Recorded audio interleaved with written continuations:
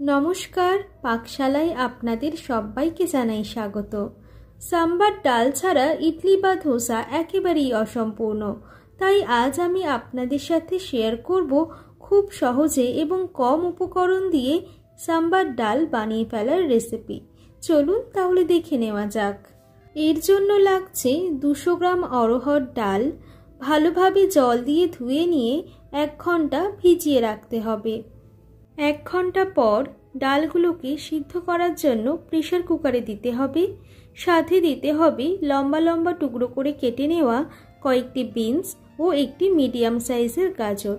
তবে সবজিটা আপনারা পছন্দ মতো দিতে পারেন।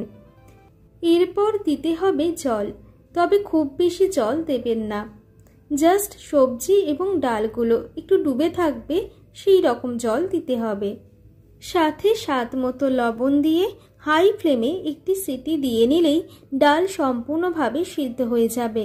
বেশি সিটি দিলে কিন্তু ডাল একেবারে গলে যাবে।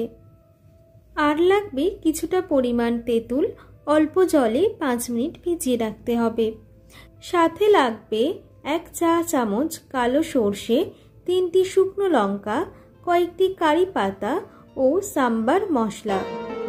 এরপর কড়াইতে 1 চা চামচ সর্ষের তেল দিতে হবে।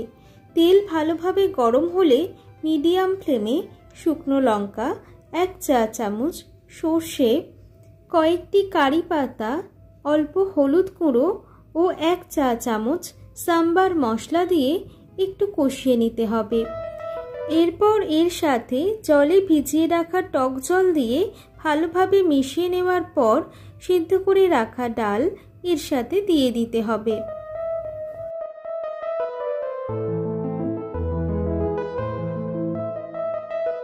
ডাল মিশিয়ে নেওয়ার পর পরিমাণ মতো জল দিতে হবে।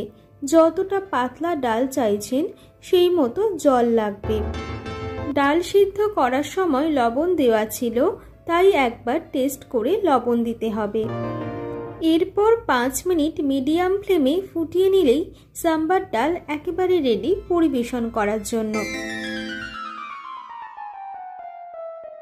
এরপর এটাকে অন্য একটি পাত্রে ঢেলে নিয়ে ওপর থেকে ছড়িয়ে দিন 1/2 চা চামচের মতো সাম্বার মশলা, আর গরম গরম পরিবেশন করুন ইডলি বা ধোসার সাথে। এটা সত্যিই অসাধারণ স্বাদের হয়।